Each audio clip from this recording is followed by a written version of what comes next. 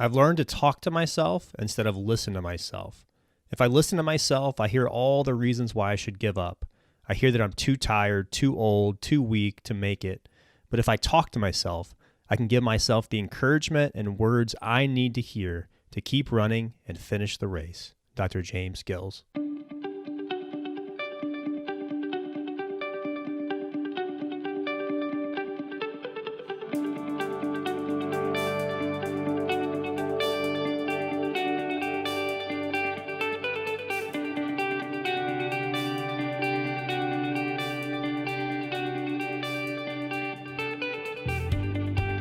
Hey friends, I hope you're doing well. Welcome to episode 38 of Intentional Living and Leadership with me, Cal Walters.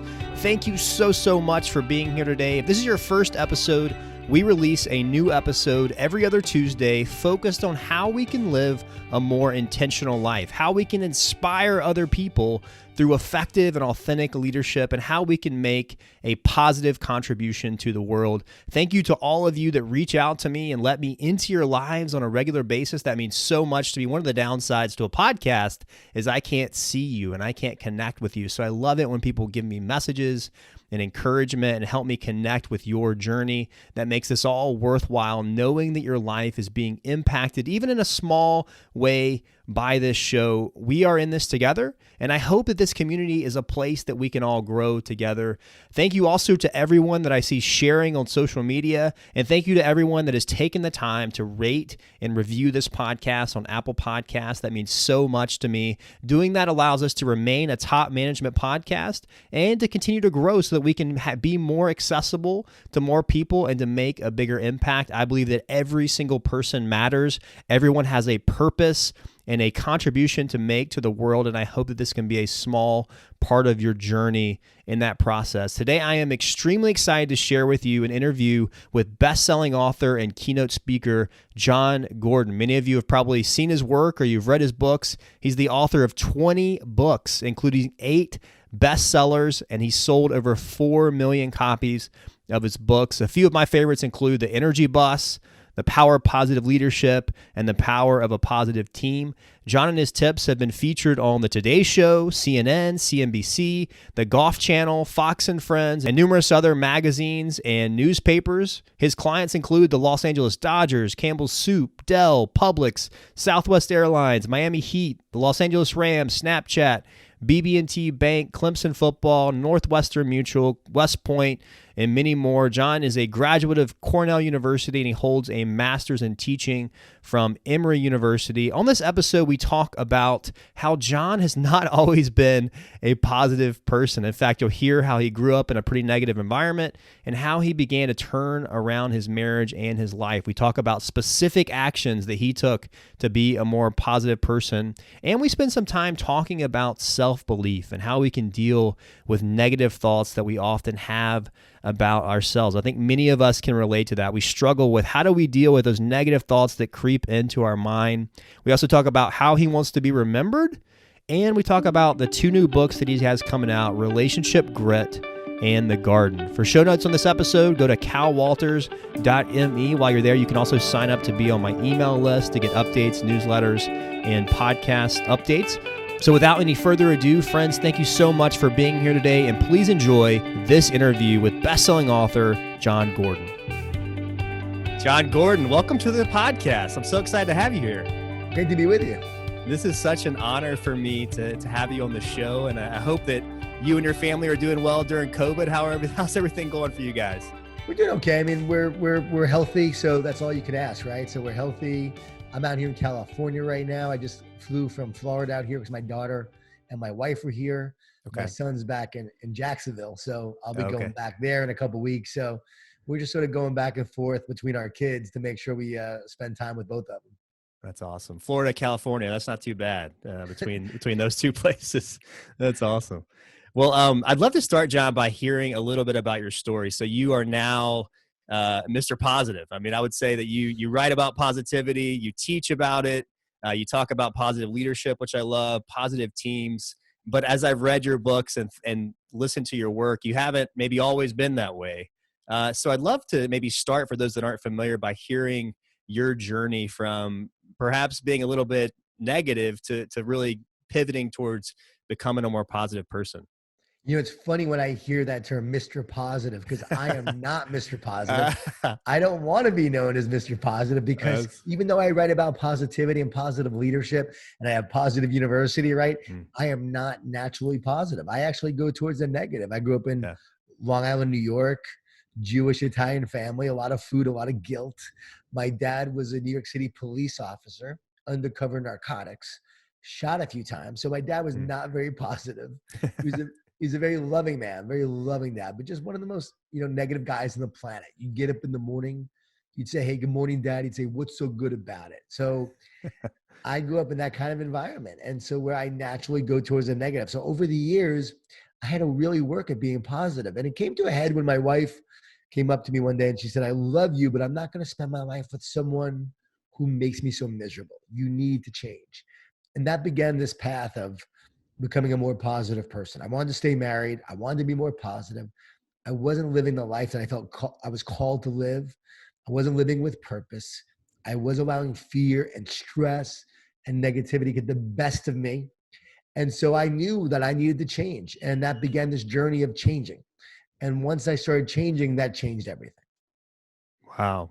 John, take us back to that moment when she said that to you. What was going through your mind when you hear this person that you've married, your wife that you love, and imagine spending the rest of your life with say that to you? What did you think, and tell us about maybe how you started to pivot from that point. Well, we wrote about this in our book, Relationship Grit. It comes out at the end of August, and we share our tell all. We share our truth. We share the mistakes we made, the mistakes mostly I made, not really her, but mostly for me, and all the things that we went through over the years, the ups and the downs. And that was a painful conversation to recall during that time because Mm, at first when she said it, I was angry, I was defensive, yeah. and I think I was stormed out. And I don't think I decided to change in that moment. But then I came back and we had a conversation and I begged her to stay. And then I knew I needed to change. And I knew that I was blaming her, but yet I was really the problem. So it was more like owning the problem first is the key. I wrote it in the energy bus, right? You have to become the driver of your bus. Yeah. And once you decide to take the wheel, you decide the kind of ride it's going to be. So I had to take the wheel. I had to decide the kind of ride it's going to be. I had to take control of my life, control what I can control, and decide to start changing me before I changed everything. And that began, again, this path forward. So it was not easy to admit it. I find a lot of guys aren't willing to admit they need to change, where their pride prevents them from changing. Yeah. But once you're willing to change, how can I get better? How can I grow? How can I be a better husband, a better father, a better leader? The minute you start asking how you can do it, you're on the path to growing. And John, I think one of the reasons that you're so effective is because you've had this journey and because you're not, as you said, naturally a positive person. Because I think there's a lot of positive stuff out there. But what I hear you talk about and what I read in your books is more long lasting. It's actual strategies that have scientific backing to become more positive, to create a more positive lifestyle. What were some of those specific things that you started to do to shift as your wife had that conversation with you after storming out? What were some of those specific things you started to do? Well, this is not about Pollyanna. This is about real optimism, real belief, real faith. This is Yeah. not about seeing the world through rose-colored glasses. Mm, This is knowing that you have the power to overcome the thorns. And so every day you change your inside to change the world outside. We create from the inside out. In my book, The Power of Positive Leadership, I talk about how pessimists do not change the world. Naysayers say you can't do it. Critics write words, but they don't write the future. You do by the way you act, by the way you think, by how you rally your team to create success with you. So all leadership begins with creating change from the inside out. So for me, I started taking a walk of gratitude every day. I read that you can't be stressed and thankful at the same time. So if you're feeling blessed, you won't be stressed. So I started taking these thank you walks where I'd be walking and saying I was thankful for.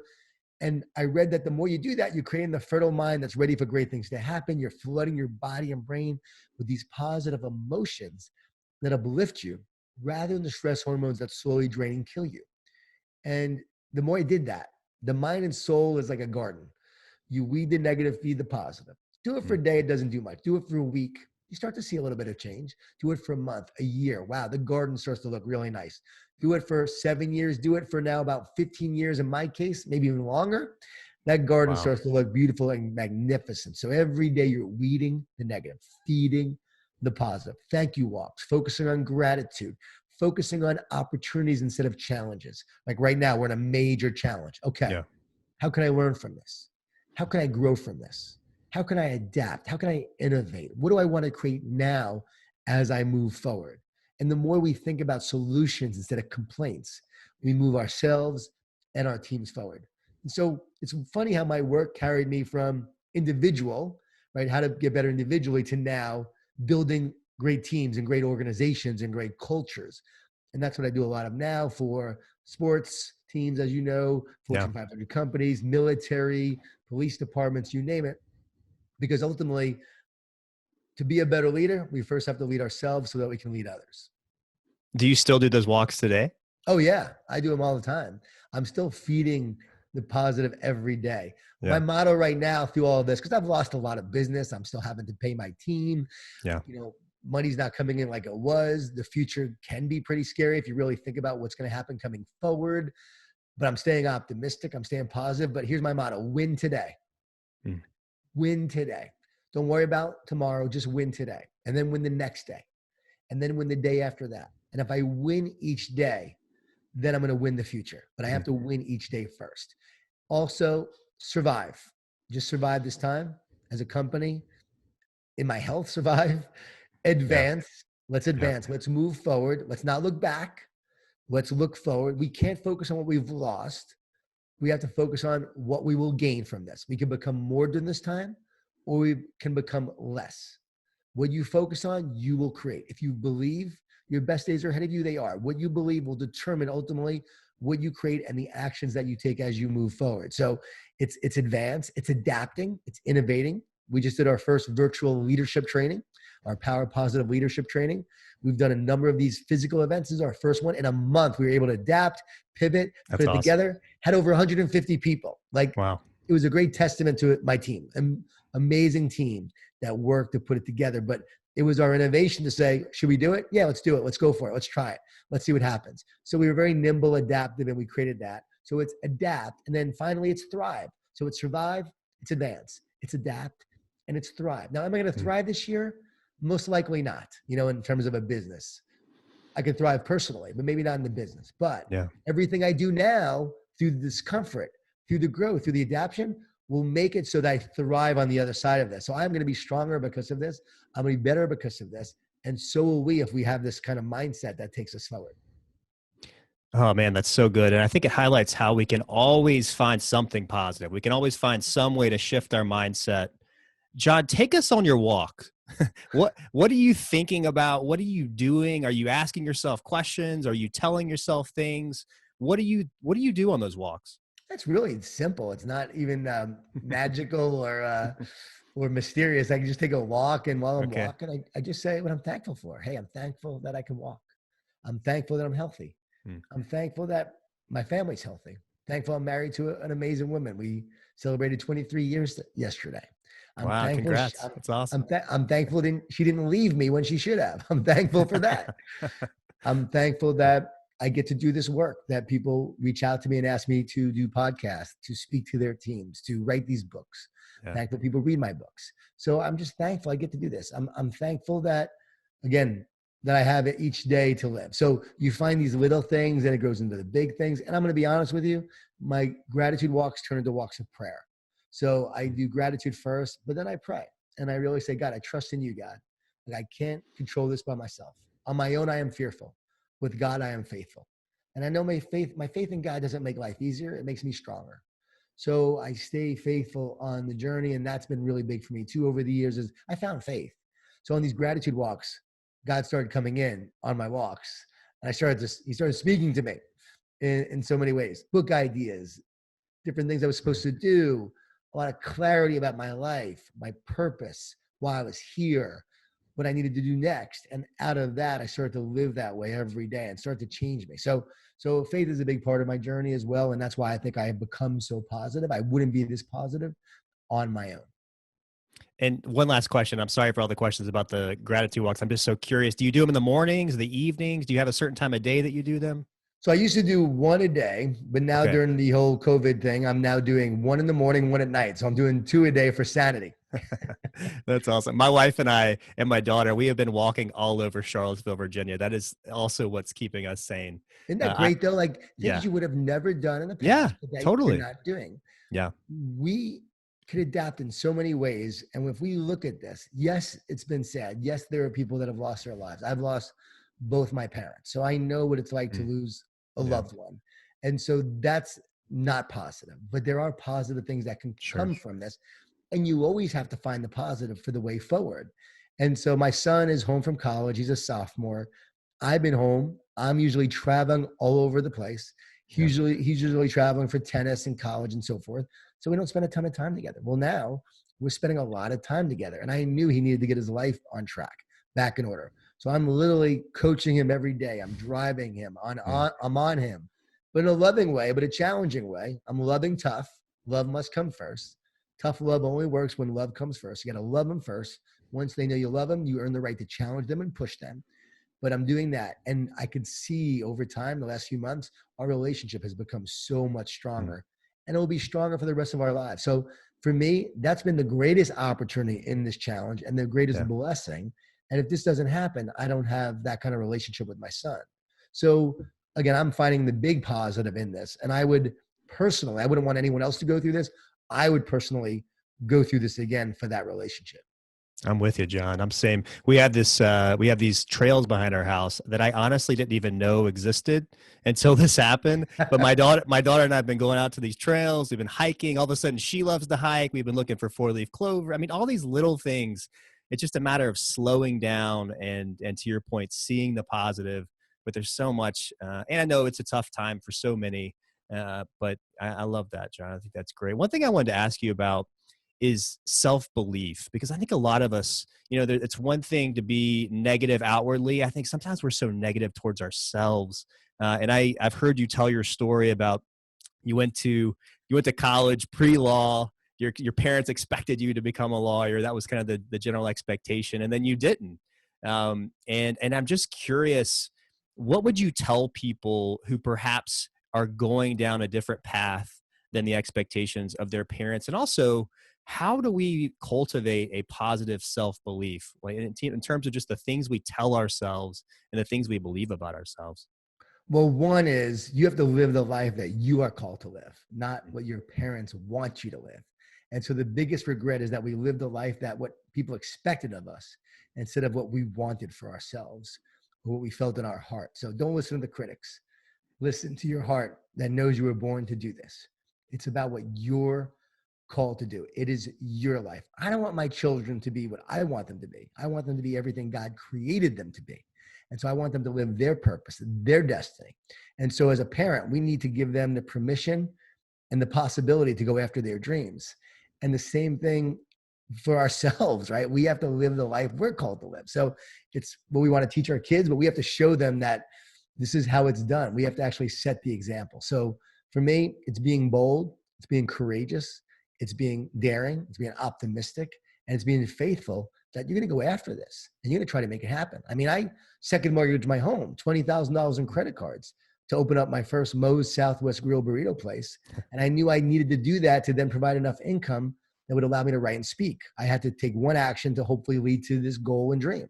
I'm waking up every morning, writing in the morning in the chaos of my kids and young children because I want to write this book. And yet I'm doing it every day with the discipline that I know I need to do this. So I'm not blaming anyone else at that point. I was a blamer early in my marriage, but now I'm taking responsibility for my life, control my life, and I'm showing up every day to do this work, to go after it. And everything I am now, everything I've become, everything I've done is a result of being bold, being courageous, and having the confidence and the faith to go after it. But again, I don't want to take credit because it's not on my own. God has given me this incredible courage, this strength where I truly believe that I'm going to follow it. I trust, and I'm going to take action, and I'm going to say, see what happens.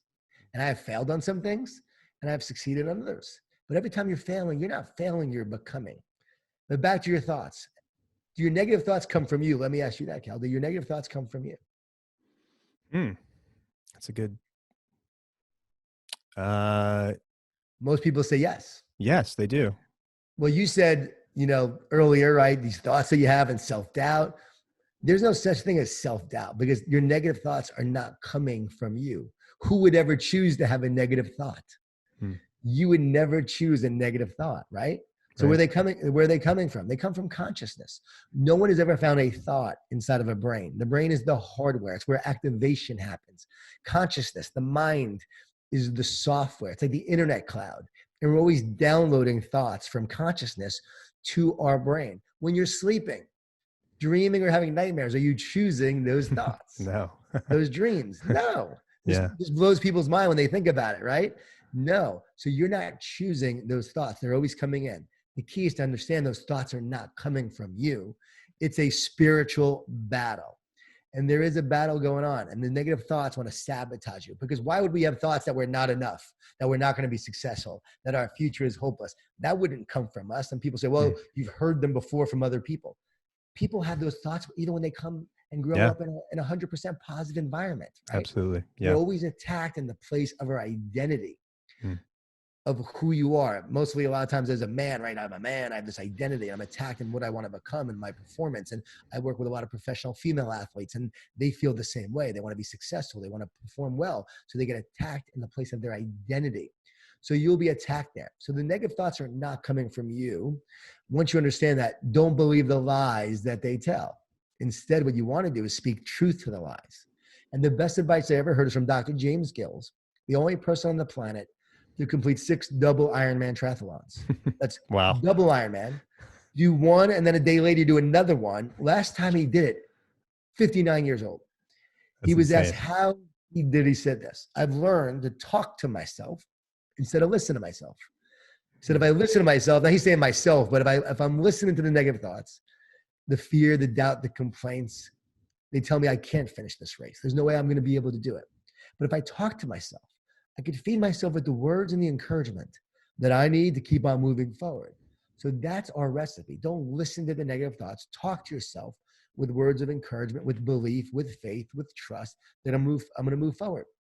In my book, The Garden, that's coming out, I talk about the 5 Ds that will sabotage you. This is the 5 Ds that negativity, that fear uses to bring you down. I said it's a spiritual battle. There is a battle of good versus evil, and evil wants to sabotage you, and it creates doubt, distortion, lies. That's the second D, distortion. Third D, discourage. We don't give up because it's hard. We give up because we get discouraged. Fourth D, distraction. We get distracted on what matters most, right? We focus on distractions. They are the enemy of greatness. And the fifth D, division, right? You are divided. We know in the military, you lose. A sports team that gets divided loses, right? If you're divided, you cannot stand strong. So we have to be united. That's the answer. Instead of division, we are united. And by the way, the word anxious means divided. Literally means divided. So people are so anxious that they're divided. They feel separate. So unity, back to distraction. We focus on what matters most. Back to discouragement. We focus on encouraging. Encouragement is essential. So we're always speaking truth and positive words of encouragement to ourselves and to others. The word encourage means to put courage into someone. So we're putting courage into others. We're putting courage into ourselves. And instead of distortion, lies, we're speaking truth to those lies, like Dr. James Gills did. And instead of doubt, we're trusting. And that's how we win the battle of our mind. It's a simple formula.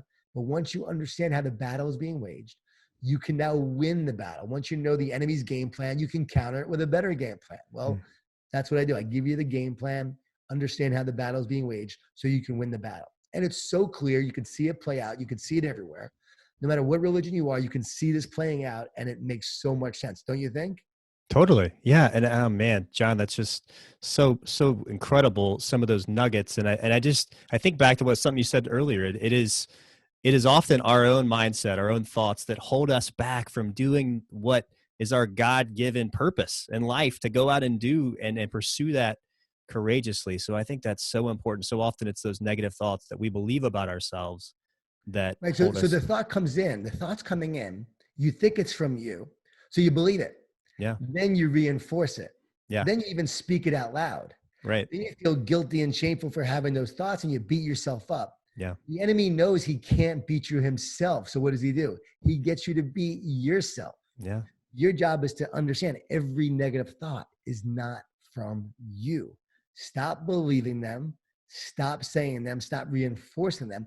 Continually speak the words of encouragement and truth to yourself. And the more you do that, you will win the battle. You will walk in the truth and the power. My 20-year-old son, that's what I've been talking to him all the time about. Stop listening to those lies. You know, he's got so much negative thoughts coming in. They're not from you, bud. Here's what you got to do. And it's hard. It's hard because he's so susceptible, right? He's so susceptible to the game plan. And over time, though, the more I continue to tell him this, I know over time he'll finally see it, realize it, and win the battle himself. How much of that, Jon, is comparison, especially in the world we live in of Instagram and Twitter, Facebook, all these things? I mean, do you think a lot of that does come from, it may not necessarily be someone telling it to us directly, but it's that those thoughts that begin to cultivate from this comparison, this constant comparison to where we're at compared to where other people are. Well, where does comparison attack you in? The place of your identity. As I said earlier, who you are, you're not enough. Someone is more successful than you. Because if you truly trust in who you are, you value who you are, you love who you are, it doesn't matter what anyone else is doing. When you're on your path, doing your thing. That's where I get caught up in sometimes. I see sometimes the comparison, how it affects me. I got to recognize it, not take the bait and move forward. My son comes home from college and he goes, "Hey dad, you know Gary Vee?" I'm like, "Yeah, I know Gary Vee." He's like, "He's got like 7 million followers on Instagram. How many do you have?" So I go, "I don't know." I look at my Instagram. I got like 79,000 or 75,000 or something like that. And, you know, far cry from 7 million. And right then and there, I felt like a total failure. Like it didn't matter that I've written 20 books, sold 4 million copies, right? I've had you know, thankfully an impact. I swear in that moment, I felt like a failure. I really did. Like, oh my God, like I've done nothing with my life. I've got to get my Instagram following up. And right then and there, I felt the comparison. And then I was reminded pretty quickly of the truth. Don't compare. Just focus on your path, your purpose, what you're here to create. Good for Gary. That's his message. That's what he's here to do. Jon, you're here to do something else. Yes.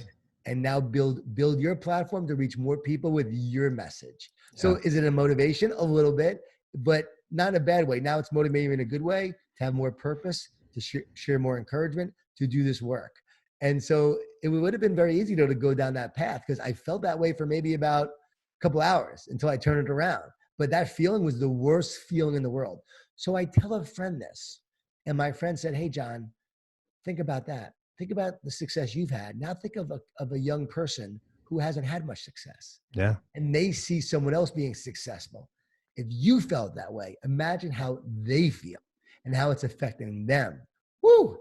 So there are so many young people that are being affected by the comparison of seeing the success of others. So again, Instagram is just the vehicle. Twitter is the vehicle. Social media is the vehicle.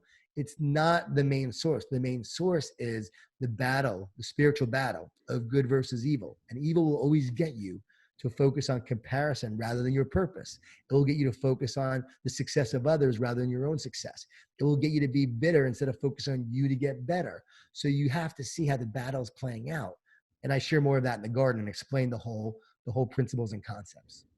Yeah, I think that's so important. I had a big light bulb moment. It was probably 5 years ago for me personally. I was just kind of getting started and we were starting to invest some money. And then I started to learn what some of my other friends were making or investing. And it just immediately stole that joy that I had of my own journey.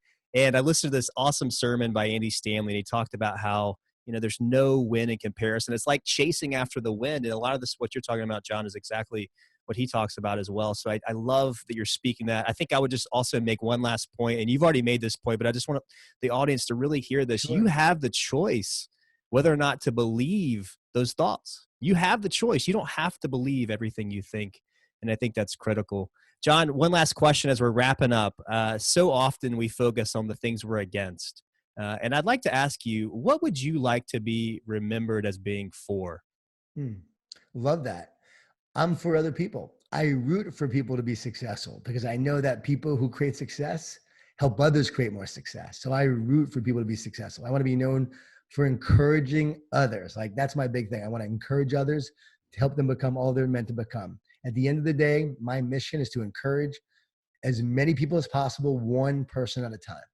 So if I make that difference, one person at a time, and could influence a lot of people, then I'm living my mission, my vision, my purpose every day. So I would say it's to encourage, to inspire, to hopefully uplift, to share this positive mindset, to help people become positive leaders.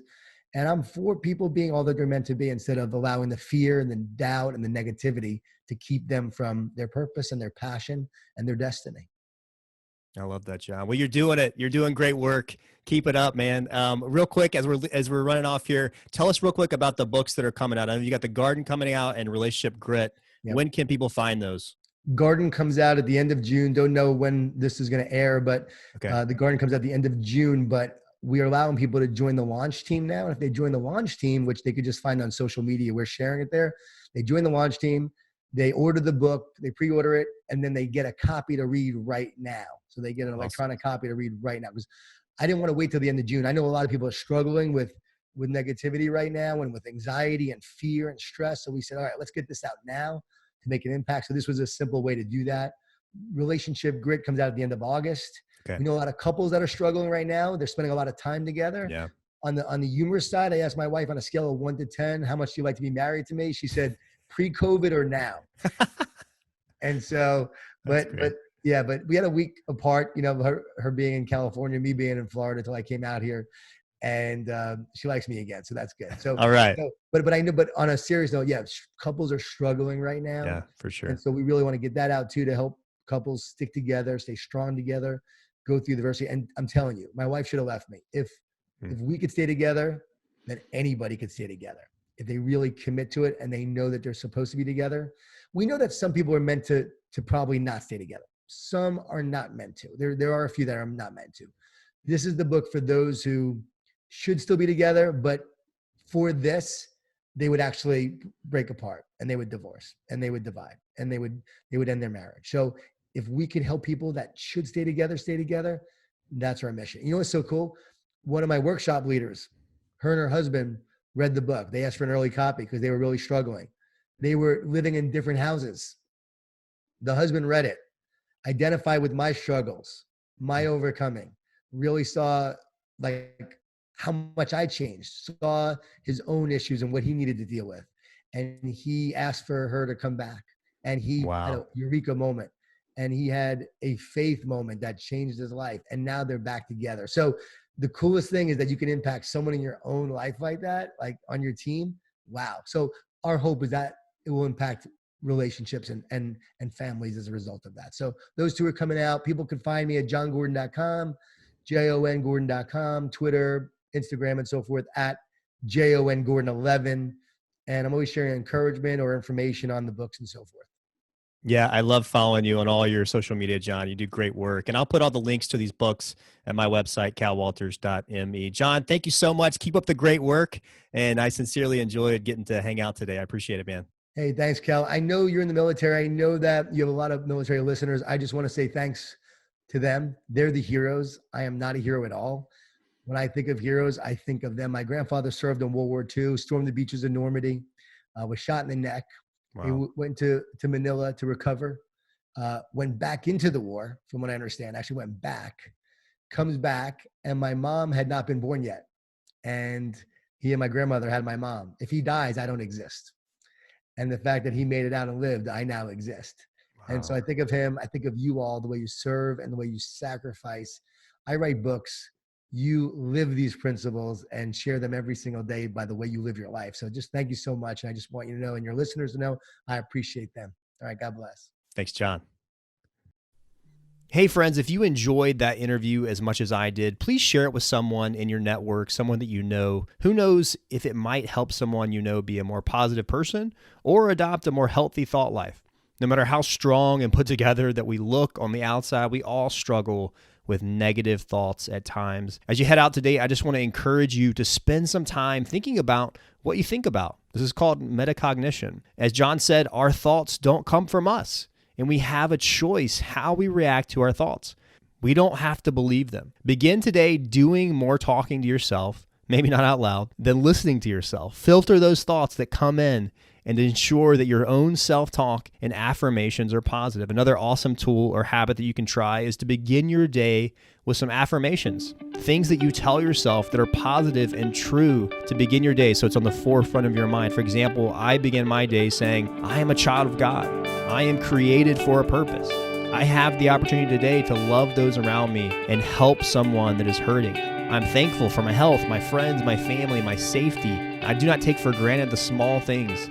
I will not dwell on the past, but I will focus on those things that I can control. And these are just some examples of affirmations that you can tell yourself to cultivate a more positive mindset. I hope you go and I hope you make this a great day. Let's go and make a difference today in people's lives. Thank you again for tuning in. I love you all. Life is short. Let's make it count today.